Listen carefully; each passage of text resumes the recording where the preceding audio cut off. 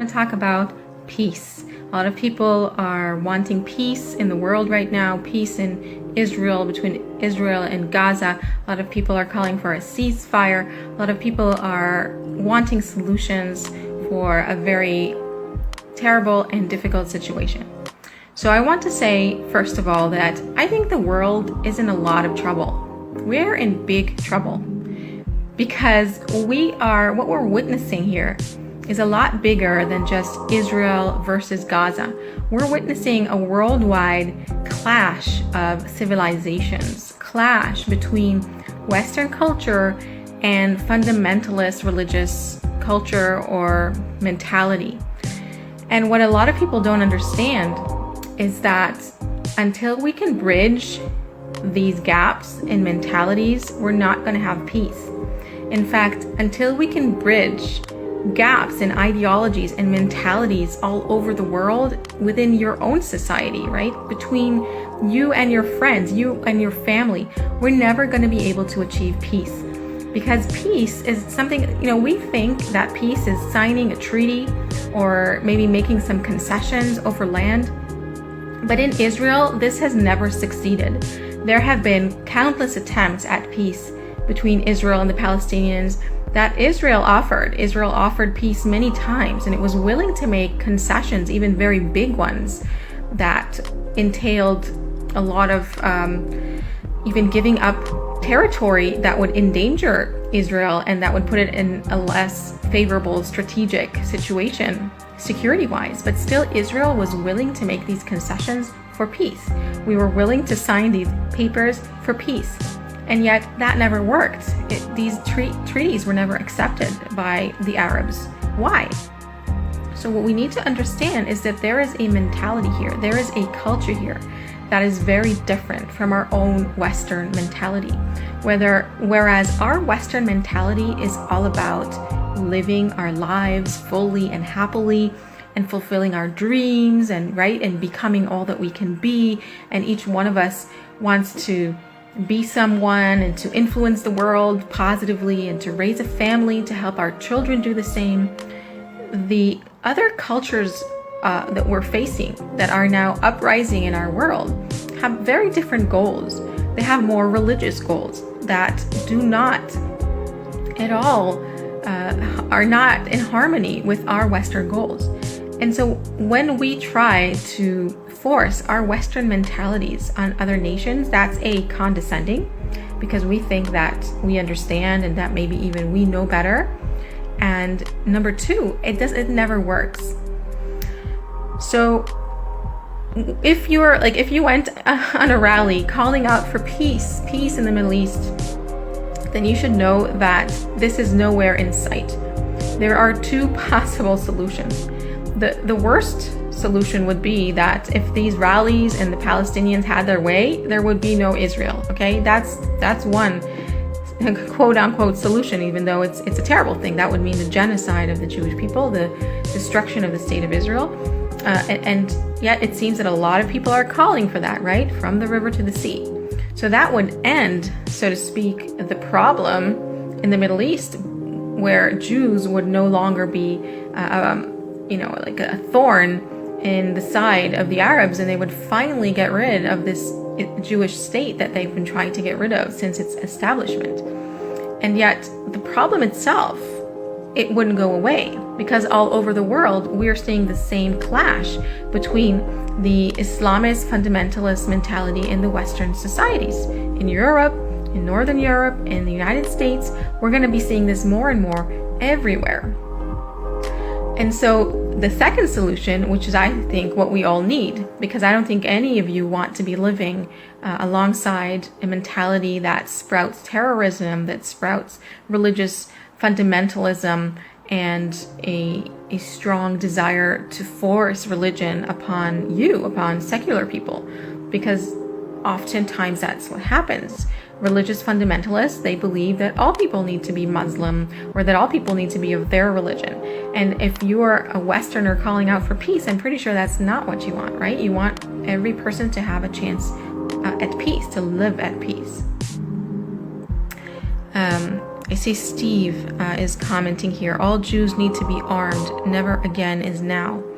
Encourage Jews to get concealed carry arms wherever they are. Permits. So, Steve, thank you for commenting. I feel your fear. I see that the threat that Jews are feeling all over the world.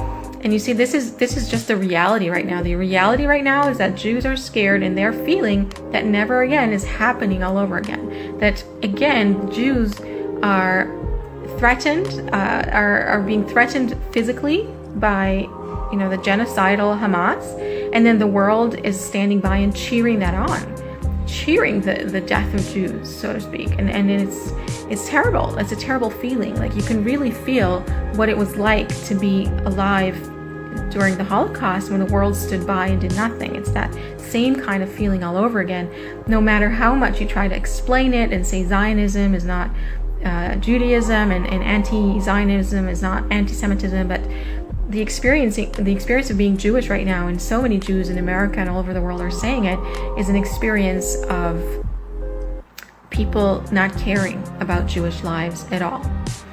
So I was getting to the second solution. The second solution, I said the first one is, if Jews would, cease to exist, and then nobody would have a problem, right?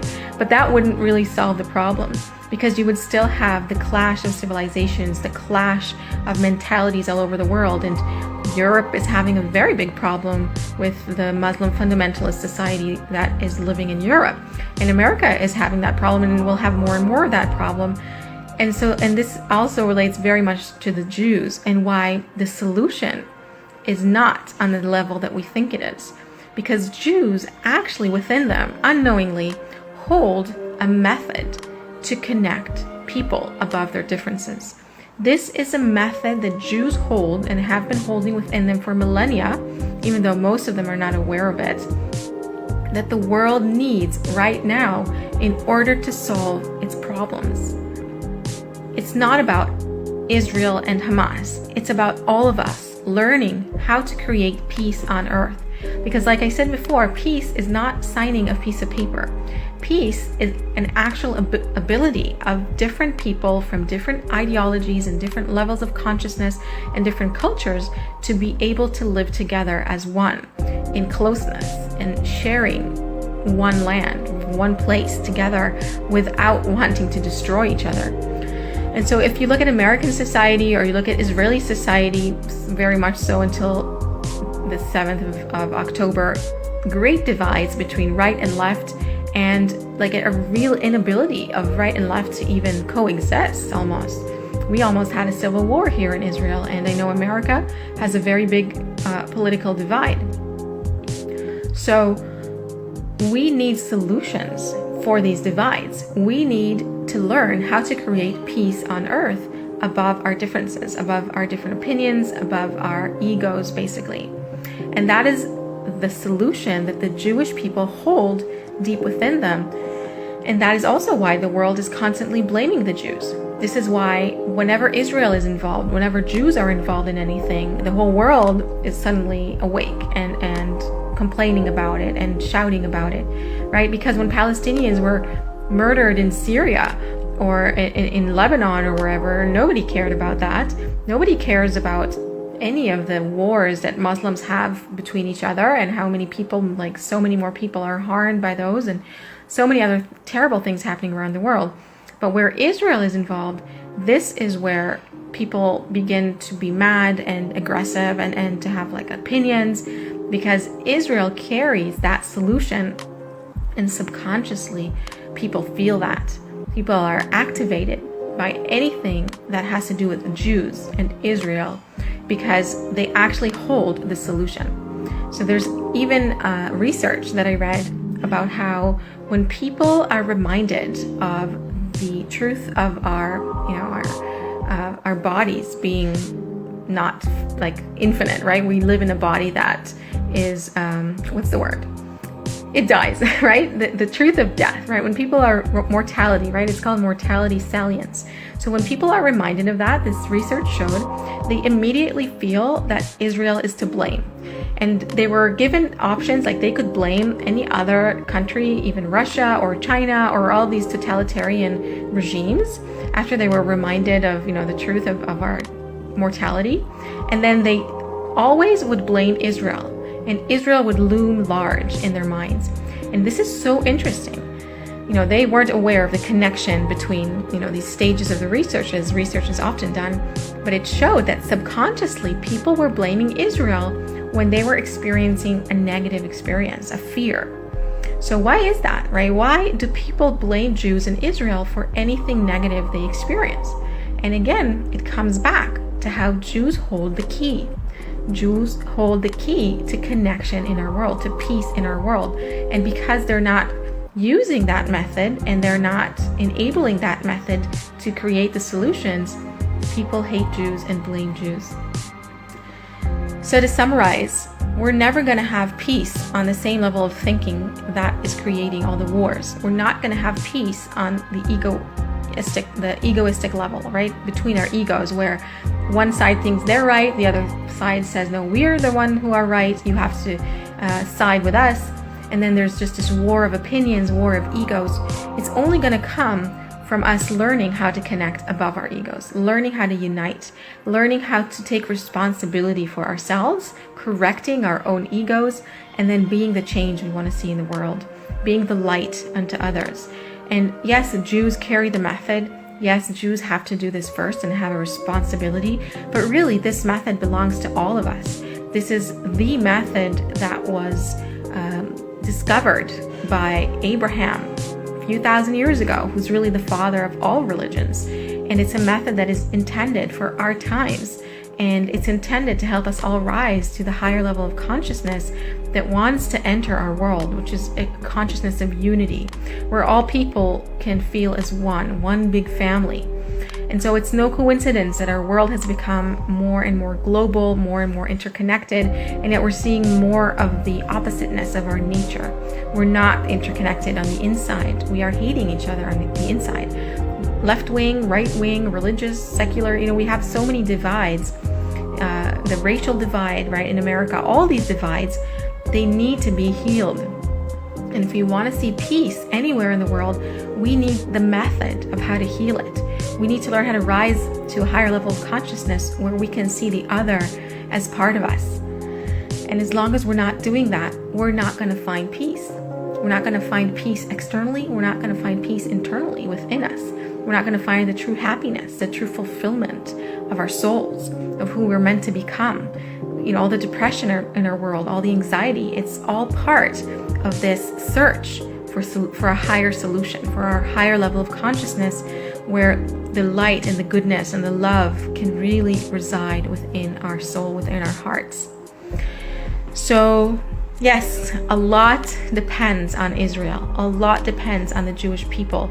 And that's why always when Israel has issues, the whole world is involved, and it just becomes a worldwide affair because Israel holds a very important key.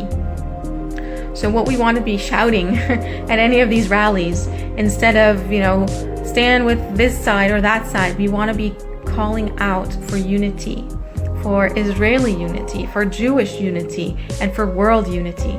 Because only when we can do that and we really demand that the tools, the consciousness of peace is discovered, is opened up in our minds, in our collective consciousness, only then will solutions appear. Because right now we are just fighting a war, against ourselves.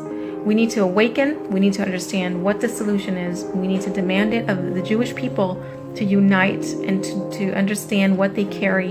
And we need to all strive for that higher consciousness of unity. So I hope we do that as soon as possible. There's no time to waste. And please ask me questions if you have them. This isn't as easy to explain, so I'd really appreciate if you have any questions or anything you want to add that I can relate to. I'd appreciate that a lot. Sending everybody a big hug. Be safe, and let's connect. Let's unite our hearts and pray for peace to appear in our world together. Bye for now.